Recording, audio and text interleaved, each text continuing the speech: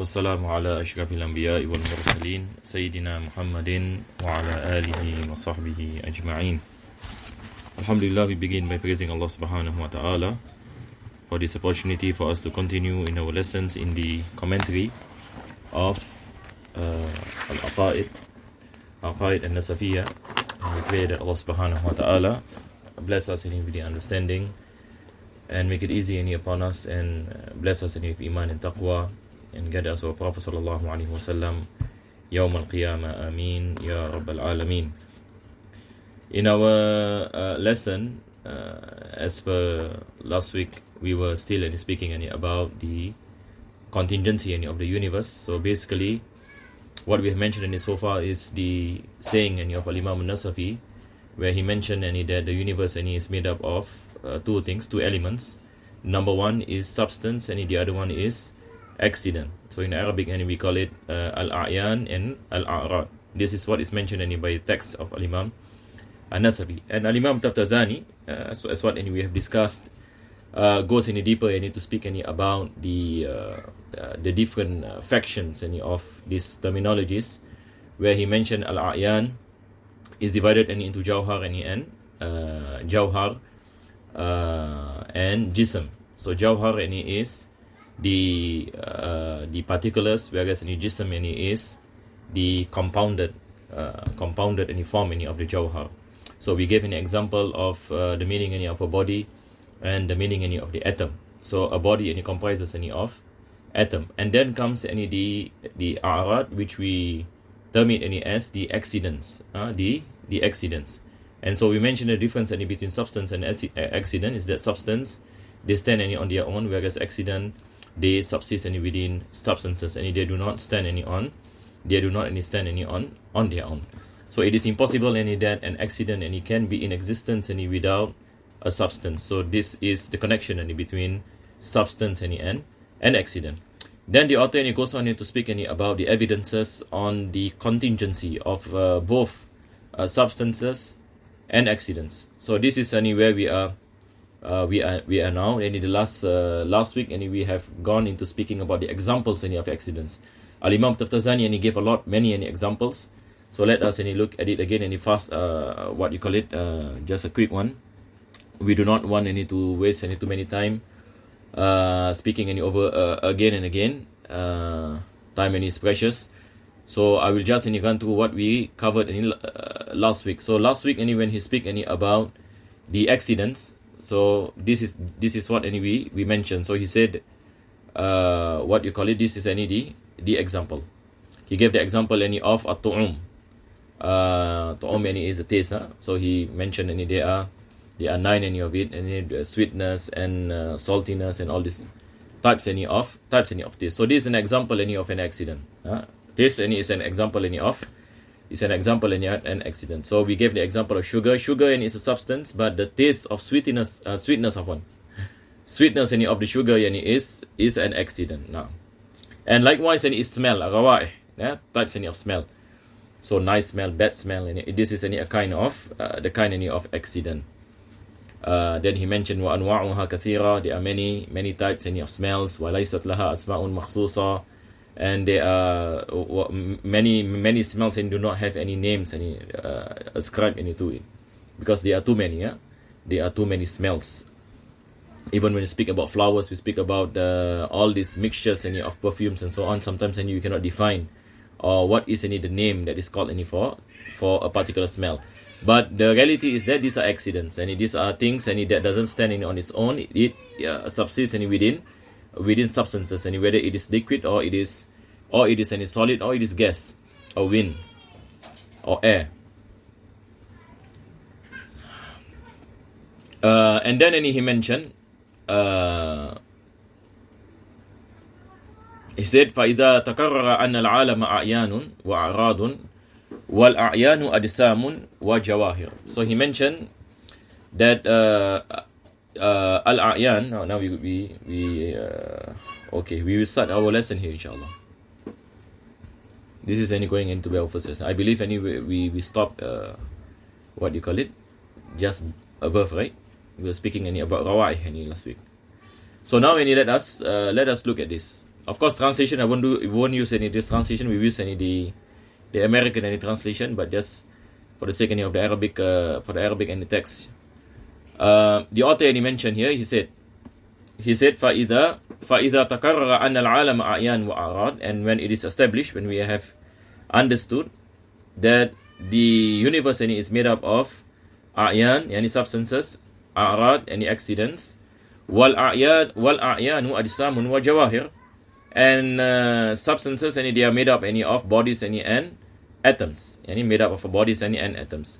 فَنَقُولُ, then we come into the conclusion, al-kullu hadithun, all of these are contingent beings. Yani, when we speak about a'yan, substances are contingencies, hadith. Likewise, when it comes to accidents, al-a'rad, likewise it is also contingent. So both a'yan and a'rad, they are contingencies. What are the evidence behind their contingencies? This is what he is going to speak about, and this is going to be our class tonight. What are the evidences? If we say that substances are contingent beings, likewise when it comes to accidents, what is the evidence? So this is where Al-Imam Tatazani will speak about the evidences based on logical argumentation, as what we will see later on. So he start off by speaking about accident. We find our scholars scholars of Kalam, usually they begin speaking about accidents before substances. Because why? Because no one will disagree that accidents are contingencies. No one will disagree. For many reasons. He mentioned so many of these reasons. So he began by speaking about the accident. So he said, أَمَّا الْأَعْرَادُ فَبَعْضُهَا بِالْمُشَاهَدَةِ. When it comes to accidents, how do you know that an accident is a contingent thing? It is not eternal. So how do we know this? By observation. Al-mushahada. He said, bil mushahada. So he gave an example. What does it mean, bil mushahada? He said, kal harakati ba'da sukun. Kal harakati ba'da sukun. Then again, we use this example. Now, what you call it, this bottle is sukun. Sukun meaning it doesn't move, correct? Not? It doesn't move. Then we move it, and it becomes what you call it, still again. So we will understand that movement is contingent, because initially there was no movement, then there is movement, then there is no movement. So that movement comes after non-movement. So this is a kind of observation that we can easily conclude that it is a contingent being. It is a contingent being. So basically the meaning of contingent meaning, it exists after non-existence. So initially there was no movement, and then movement came. So movement is something that came about. So something that initially was not in existence, then it came into existence. Now this itself is contingent. And this can be understood by observation. So this is what the author gave the example. Kal harakati ba'da sukun. We can also look at this translation. I think this is easy, no issue. He said, as for the Arad, then some of them are known to observation like movement after stillness, and light after darkness. So for example, when we are in the morning, there is light, and when we are at night time, there is darkness. So where does this darkness come? So initially there was no darkness, then darkness came. So initially darkness was not in existence, then it came again, and this is the thing, something that came after non-existence. So initially it was non-existence, then it came into existence. So anything that comes from non-existence into existence, this is no doubt, and we say it is a contingent being. It is a contingency. It cannot be eternal, because something that is eternal cannot change. Something that is eternal and it cannot change, and we cannot ascribe any contingency to an eternal being. So whenever it is preceded by non-existence, by this kind of observation, and we can easily conclude that it is an accident, and it is hadith, a contingent being. Then he gave an example, was sawad ba'd al-bayad, something that comes, the blackness that comes after whiteness, wa ba'duha bid-dalil, So number one, and he said bil mushahada in his by observation. And number two, the way we can establish that accidents are contingencies, it is any by analogical any reasoning. By analogical any reasoning. After this, we will get any the other any translation. I will just explain first, inshallah. Once we have understood, then we go back into the translation so that those who are following and you have the PDF, at least it can be a source of where you can return to it when you need it. So he mentioned وَبَعْدُهَا بِالدَّلِيلِ وَبَعْدُهَا بِالدَّلِيلِ. Some of it and it can be established by analogical and reasoning. وَهُوَ تَرَيَانُ الْعَدَمِ كَمَا فِي أَضْدَادِ ذَلِكِ. So number one, it is about the what you call it, the coming of non-existence. So anything that comes into existence and after non-existence and is contingency. So this is a kind of reasoning or a principle that can be applied to anything. This is the definition. Anything that comes from non-existence is contingent. وَهُوَ تَرَيَانُ الْعَدَمِ كَمَا فِي أَضْلَادِ ذَلِكِ. So whenever it accepts any non-existence, whenever something accepts non-existence, it is contingent. Whenever something accepts any non-existence, it is any contingent. فَإِنَّ الْقِدَمَ. So he said that eternity, yani al-qidam, pre-eternality, يُنَافِ الْعَدَمِ. Something that is pre-eternality cannot accept non-existence. So this is a thing and we have to memorize. We might want to write this down. فَإِنَّ الْقِدَمَ. This is a very important statement. فَإِنَّ الْقِدَمَ يُنَافِ الْعَدَمِ. Yani pre-eternality cannot accept non-existence.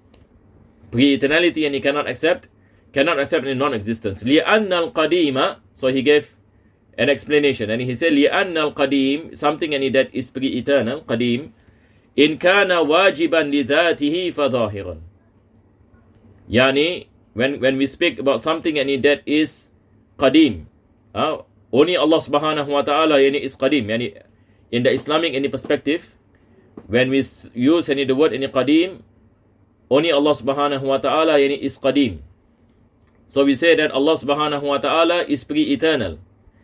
Other than Allah subhanahu wa ta'ala are contingencies. Why? Because other than Allah accepts non-existence. Other than Allah subhanahu wa ta'ala are brought into existence. So they are preceded by non-existence. So anything that accepts any non-existence, any are contingencies. But Allah subhanahu wa ta'ala does not accept non-existence. Allah is wajibul wujud. Again, when we speak last time, when we cover Kharida Bahiyya, when we cover Sanusiya, when we define al-wajib aqli, we say ma la yaqbalu al-adam. What you call it, something that does not accept non-existence. So this is wajib aqli. So when you say wajibul wujud, the existence does not accept non-existence. So when we use the word qadim in the Islamic perspective and in Aqidah, it can only refer to Allah subhanahu wa ta'ala. He says لِأَنَّ الْقَدِيمَ إِنْ كَانَ وَاجِبًا لِذَاتِهِ فَظَاهِرٌ. So it is understood that when we say something that is qadim, something that is pre-eternal, it means that its existence and it is necessary. That it is not in need of something else that brings its existence. Its existence is a necessary form of existence. So we do not say that something else brought it into existence, because it itself cannot accept any non-existence. So it is in existence and it cannot accept non-existence. So this is what we meant by wajibul wujud. Wajibul wujud. And then the author mentioned the viewpoint of the philosopher. So those who are following just take note. Now the author is going to speak about the viewpoint of the philosopher. So let me give an introduction to this, to what he is saying, so that we know where he is coming from. For those who have learned, for example, Kharida Bahiyya, we spoke about al-illa wa taba'.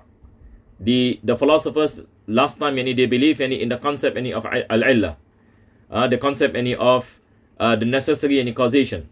The necessary causation, because they believe, for example, that the universe is eternal. So when they were asked, how can you say that the universe and it has no beginning, they will say that the universe and it exists and with God. God and it is eternal, and the universe and it exists with him. The universe and it exists necessarily and with the eternality and of God. So this is again something that is ajib, but people believe in this. So they believe that the universe and is pre-eternal. How come the universe and is pre-eternal? By illah. By illah. Yani by the necessary and cause. Since God and is eternal, God and is pre-eternal, the universe and is also pre-eternal by the eternality and of God. So it follows. God and it exists, the universe exists and with God. So it is not God that created the universe. This is their belief. It is not any God that created the universe, but the universe is in existence with the existence of God. With the existence of God. This kind of understanding, our scholars they term it as al-illah. That is why Al-Imam Ahmad Dardir, if you look at the Kharid Bahiyya, he said, وَمَنْ قَالَ بِطَبْعِ أَوْ بِعِلَّتِ فَذَاكَ كُفْرٌ عِنْدَ أَهْلِ الْمِلَّةِ. Those who believe in the concept of nature and illah and causation, فَذَاكَ كُفْرٌ. That is a form of disbelief. And because why? Because they believe that God has no effect on the universe. God has no effect on the universe. The universe itself, or nature itself, possess the independent power to function. So without the intervention of divine power. So that is why our scholars mentioned this is a form of disbelief, because these people they believe that something can happen without Allah subhanahu wa ta'ala, without any God. So this is the belief of Allah. So now the author is speaking about this belief of the philosophers. So as for the Muslims, we are clear. We say that the universe is contingent, and everything that is contingent has a beginning, and anything that has a beginning it must have an originator, and the one who brought it into existence, and that one who brought it into existence is Allah subhanahu wa ta'ala. So as far as we Muslims are concerned, it is very clear, and it is logical.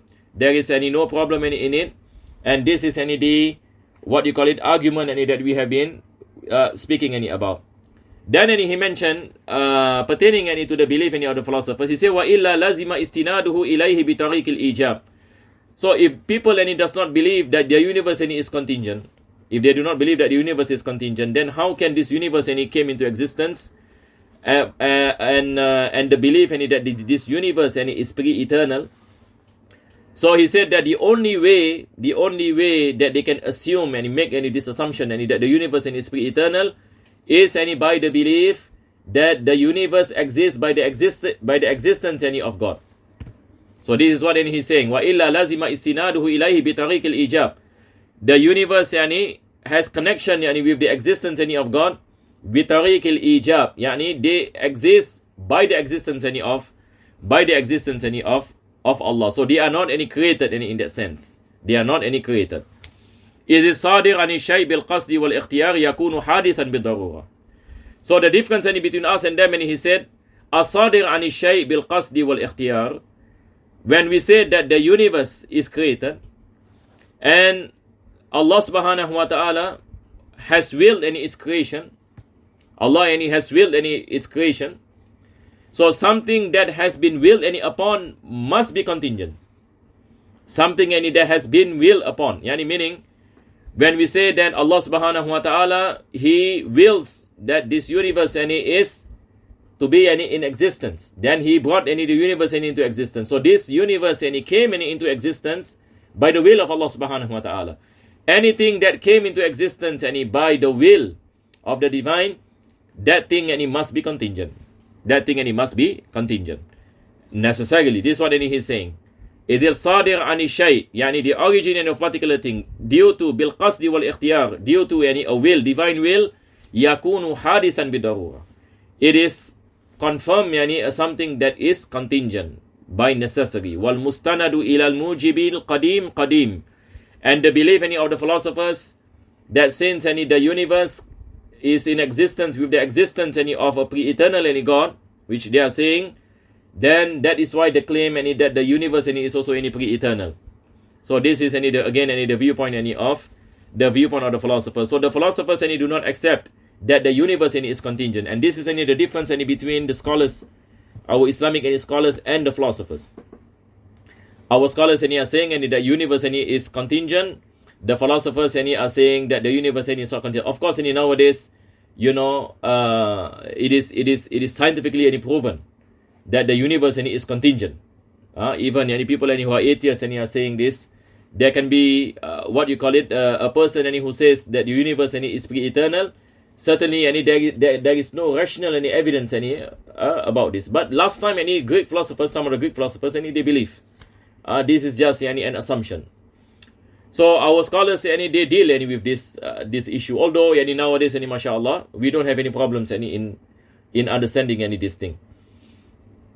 So he mentioned the viewpoint of the philosophers, ضرورة امتناع تخلف المعلول عن العلة التامة. So this is the concept of illah. Why do they believe that the universe is pre-eternal? Because they believe the universe exists with the pre-eternal and with the pre-eternality of God. So since God is pre-eternal, the universe is also pre-eternal. This is the concept of illah. This is the concept of necessary causation. It exists with the existence. It exists with the existence of God. This is an idea. This is an idea belief. So you can refer back to what we mentioned in Aqaid Bahiyya, even in Sanusiyyah also we spoke about the difference between the Muslims and the philosophers with regard to this issue. So let us just read the commentary of the American commentary. So just now we read from here. Some of the accidents are known by observation, as motion following rest, light following darkness, blackness following whiteness, and others are known by proof, such as the occurrence of non-existence as seen from its contraries. For eternity is inconsistent with non-existence, meaning it cannot accept any non-existence. That's what we mentioned, because if the eternal is necessarily existence in itself, then it is clear that eternity is inconsistent with non-existence. So basically, when we say something that is eternal, it cannot accept non-existence. Otherwise, eternity must be ascribed to the eternal simply by way of affirmation, since that which is proceeds from a thing by purpose and choice is of necessity originated. Something that is based on purpose and choice or will, determined by the will of the divine, it must be originated. Contingent. But an effect which is joined to a necessary eternal cause is self eternal, because it is impossible for a necessary effect to lag behind its cause, and this is what the philosophers are saying, which it is not of importance to us because we have understood its falsehood. So now when we go on, he mentioned as for substances, al-a'yan. So now when he's going to speak about al-a'yan. So let us look at the Arabic text.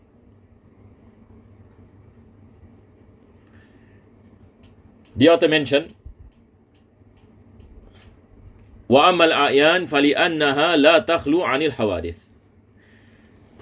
Basically, what he's saying now, he is going to speak about the proof, the evidence that substances are contingent. Substances are contingencies. What is the evidences to say that substances are contingent? So he said, وَأَمَّا الْأَعْيَانِ. As for substances, فَلِأَنَّهَا لَا تَخْلُو عَنِ الْحَوَادِثِ. This itself is enough actually. In in Aqeedah, Sanusiyyah, if you look at Sanusiyyah, even you look at Barahin, and for example, the text Barahin, the argument that substances are contingencies, the argument is this: since substances cannot be separated from accident, and accident are contingencies, then substances must be contingent. Again, and I repeat, if we have established that accidents are contingencies, and accident subsists within substances, then substances must be contingent.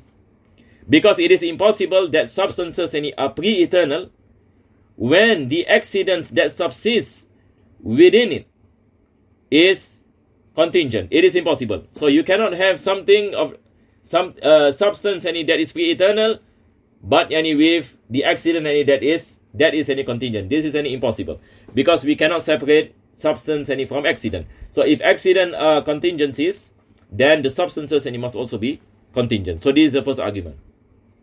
So he said, wa ammal a'yan fali annaha la takhlu anil hawadis. And so those who are having the book, write this down. Al hawadis here are, what he meant by al hawadis is al a'rad, yani the accidents. So maybe just write this down. What is meant by hawadis is accidents. So he's saying that you cannot find any substance that do not have accidents. So for example, our bodies, our bodies is made up of substances and an accident. I always give this example that my body is a substance, the color of my skin is an accident, my height is an accident, my size is an accident, my movement is an accident, my smell is an accident. All these things that we have, all these things that we have mentioned. Can we separate our accidents from our bodies?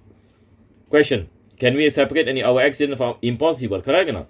How can you separate your color? How can you separate your color from your bodies? How can you separate your movements from your bodies? How can you separate your height from your body? Can you separate your height? Can you separate your size? It cannot be separated, correct or not? It must subsist. Whenever we say a body must have height, must have what you call it, the size, must have the color, and so on and so forth. So when we say that substances it cannot be separated from accidents, and accidents are proven to be contingencies, then substances are contingencies. This is basically what he is saying. He says, وَكُلُّ مَا لَا يَخْلُو عَنِ الْحَوَادِثِ فَهُوَ حَادِثٌ. And everything that cannot be separated from the accidents, and those accidents are contingencies, then it must be contingent. Then it must be contingent. And then he goes on to speak about this. So Al-Imam Taftazani, mashallah, he's going to speak about some other form of evidences. So he is going to speak about logical reasoning after this. This is what we study in Mantiq. We have the premises of an argument. So just to recap in Mantiq, whenever we speak about an argument, there must be premises, correct? No, there must be premises and there must be a conclusion. So we have the first premise, we have the second premise, and then we have the conclusion. So now he is going to argue that substances are contingencies. This is what he is going to speak about. And he is going to use logical reasoning. So he is going to speak about the first premise. So he said, وَأَمَّا الْمُقَدِّمَةُ الْأُولَى.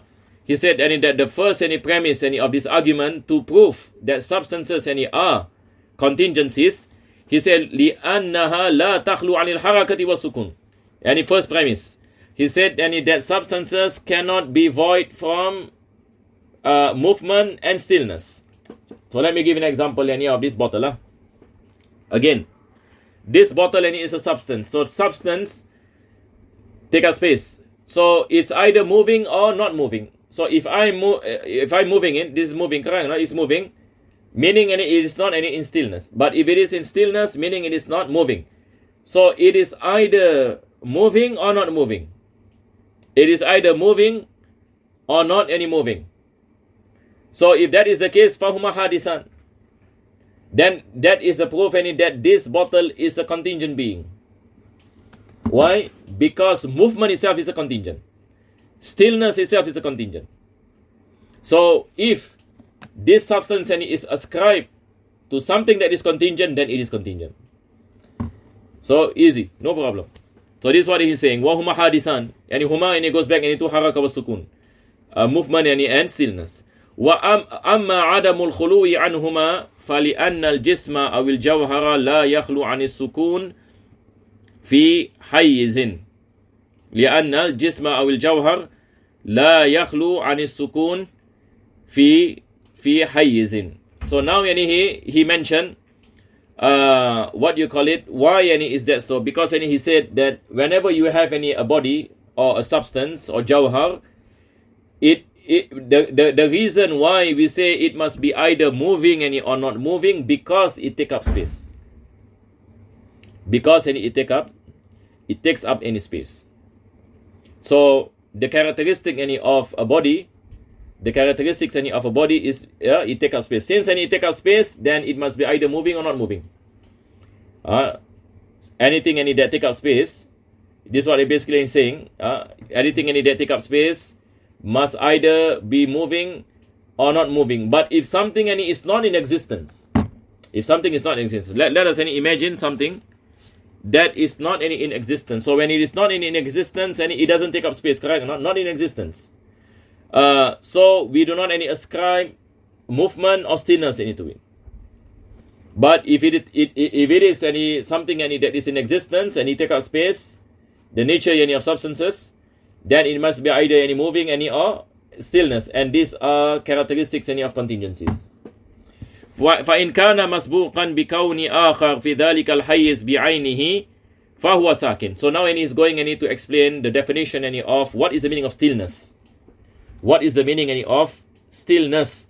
So he said فإن كان مسبوقا بكون آخر في ذلك الحيز بعينه فهو ساكن. So meaning, now we have this substance. So this substance is at this particular place. Clear, inshallah? This bottle is at this particular place. So if something is at the same place before and after, before meaning when it comes to time, just before it is in this place, now is it in the same place. This is the meaning of stillness. This is just a definition. This is logical, and it is not something that is difficult. So basically, Imam Taftazani is trying to define what is the meaning of stillness. So it is at a particular place at different times. So meaning, if it is at the same place, meaning it is in stillness. Means stillness. But if it is at different place, means any movement. So what is the difference between stillness and movement? Stillness is something that is in a particular place in two timings, before and after.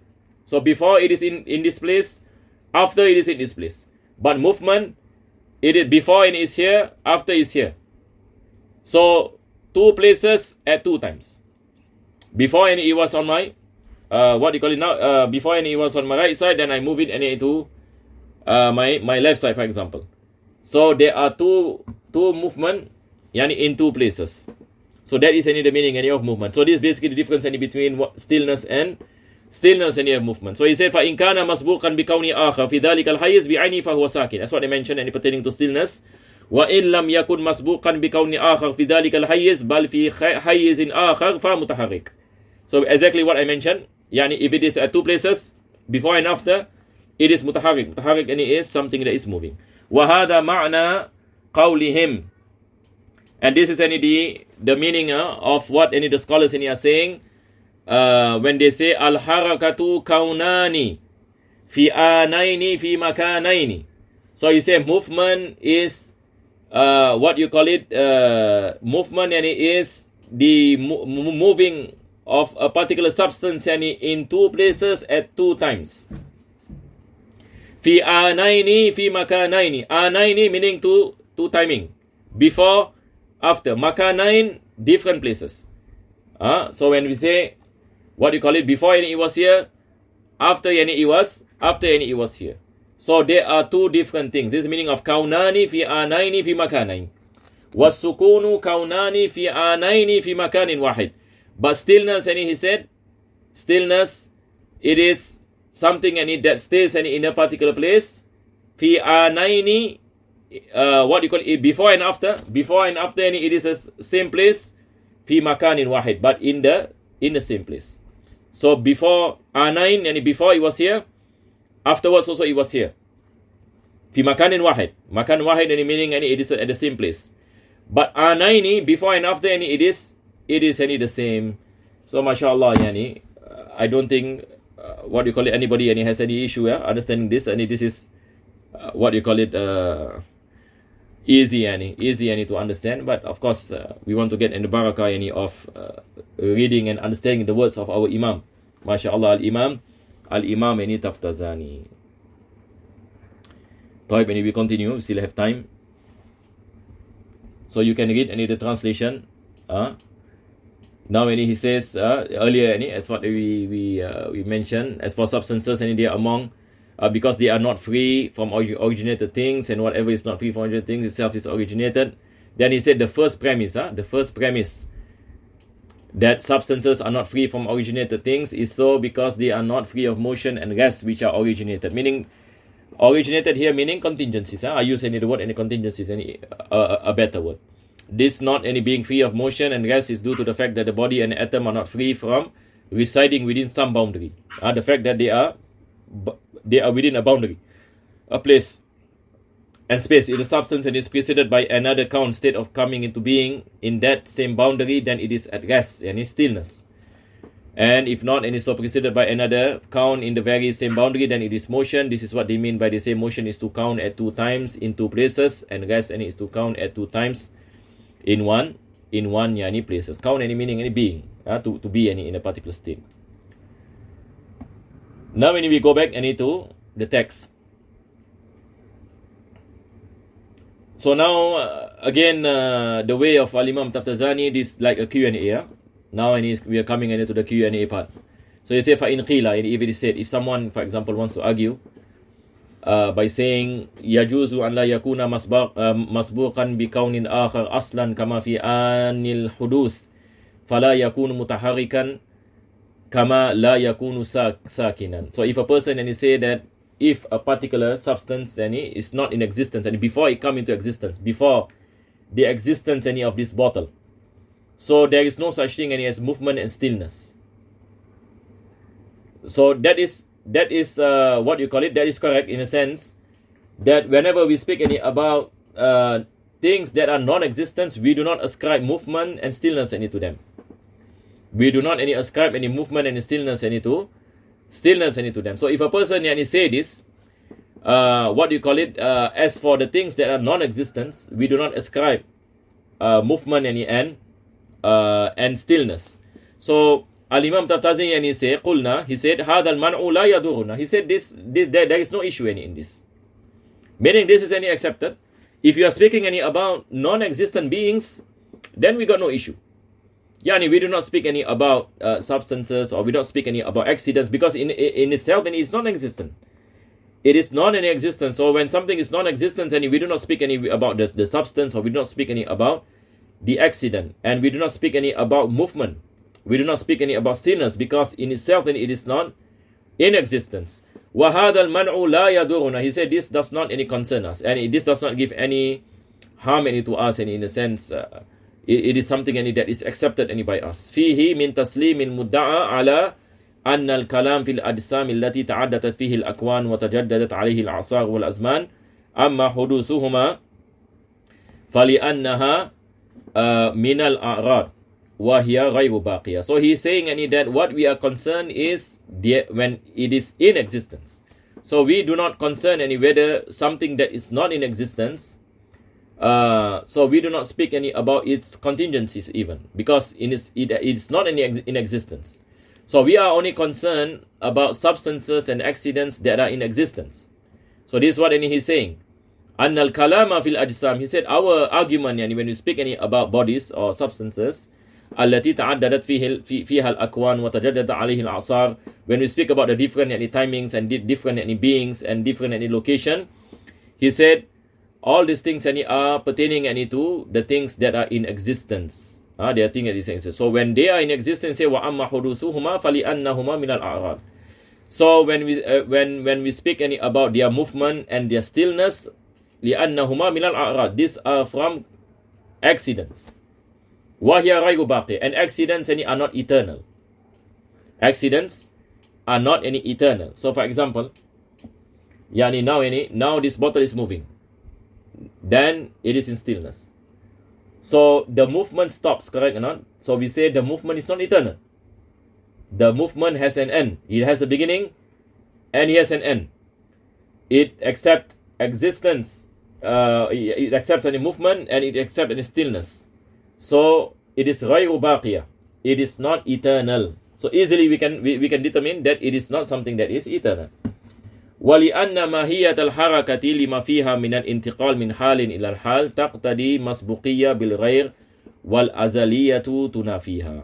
So he said that لأن ماهية الحركة, the movement, it is from one place to another place. From one state to another state. Taqtadil masbuqiyah. So it means it has a beginning.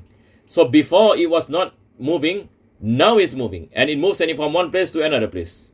So something that has a beginning and changes in its state from non-movement to movement, he said this contradicts with pre-eternality. That it cannot be pre-eternal, it cannot be eternal.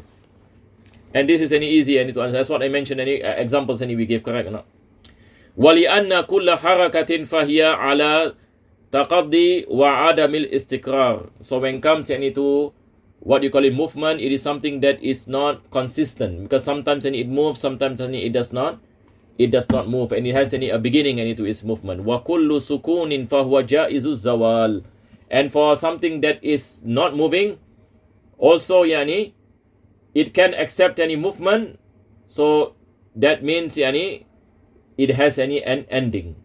It has any end. It has any endings, meaning it is contingent. So something that can accept movement, something that is in stillness that can accept any movement, meaning it is contingent. So everything that is contingent cannot be eternal. I mean, if it is not eternal, meaning it has an ending. So these are some of the arguments, rational arguments, for us to what you call it, understand and ponder about it. لِأَنَّ كُلَّ جِسْمٍ, and he said, لِأَنَّ كُلَّ جِسْمٍ فَهُوَ قَابِلٌ لِلْحَرَكَةِ بِالضَّرُورَةِ. So every bodies, every substances, jism, it accept movement necessarily. Every bodies or every jism, it accept movement. It accept movement by necessary. وَقَدْ عَرَفْتَ أَنَّ مَا يَجُوزُ عَدَمُهُ يَمْتَنِعُ قِدَمُهُ. And anything that accept non-existence is impossible to be pre-eternal. Something that can accept non-existence cannot be pre-eternal. So anything that accepts non-existence, whether we speak about movement and stillness, if we can accept movement or you accept any stillness, it cannot be pre-eternal. It cannot be ascribed with qadim or qidam. Wallahu alam bis-sawab. And then he goes on to speak about the second premise. Maybe what you call it? I finish the second premise. So the first premise basically he's saying that substances are contingencies. Why any substances contingencies? It accepts any movement and stillness. It accepts any movement and stillness. So anything that accepts any movement and stillness, since it is contingent, this is contingent. So anything that accepts this form of contingencies is contingent in itself. So this is the first premise. The second premise, he say, وَأَمَّا الْمُقَدِّمَةُ الثَّانِيَةُ فَلِأَنَّمَا لَا يَخْلُو عَنِ الْحَوَادِثِ. Anything that what you call it accept accidents which are contingencies. لو ثبت في الأزل لازم ثبوت الحادث في الأزل. So it is impossible for us to say that if a substance, this I mentioned many times already, if a substance has accidents, and accidents are contingencies, it is impossible that substance is pre-eternal. Because how can something be pre-eternal when its accidents are contingent? So there is a contradiction. So this is what he's saying. لو ثبت في الأزل لازم ثبوت الحادث في الأزل. So if this substance is viewed as azali, meaning pre-eternal, then the accident also must be pre-eternal. But this is mustahil. How can accident be pre-eternal? How can accident be pre-eternal? For example, if a person says that this bottle is pre-eternal, this bottle is pre-eternal. What is meaning in pre-eternal? It has no beginning. It's not created. If someone says this, so now we say that this bottle, which is a substance, it has accidents.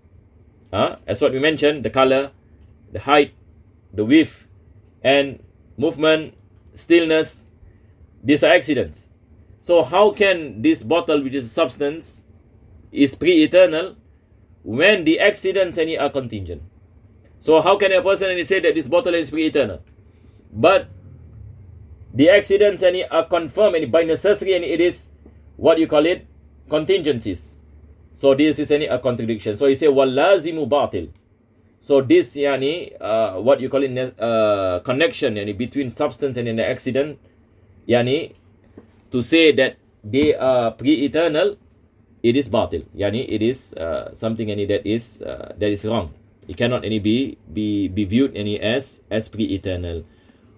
وَاللَّازِمُ بَاطِلٌ وَالْمَلْزُومُ مِثْلُهُ. Likewise, when we say the accidents cannot be pre-eternal, the substances also cannot be pre-eternal, because we cannot separate substances from accidents. So if accidents are contingent, then substance is contingent. So we cannot be saying that substance is pre-eternal, but the accidents are contingent. So this is the contradiction. So both the accidents and the substance are contingencies, and they are not pre-eternal.